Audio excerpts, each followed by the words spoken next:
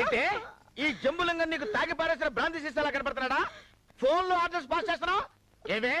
After all 1 month పనిచేసినందుకే నీకింత లేదర బలిస్తే ఇన్నాళ్ళు నిన్ను పోషించి నాకెంత లేదర బలవాలి? చాలా ఊరుకోవయ్యా, నువ్వేం నాకు తేరగా తిండి పెట్టడం లేదు. ఇన్నాళ్ళు మీకోసం పగలు రాత్రి తేడా లేకుండా నేను పశువులా కష్టపడ్డాను.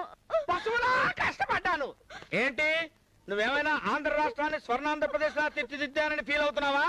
అది అట్లాంటి పనికొచ్చే పని చేస్తున్నా చంద్రబాబు నాయుడు గారు పిలిచి నాకు ఎమ్మెల్యే టికెట్ ఇచ్చుండేవారు.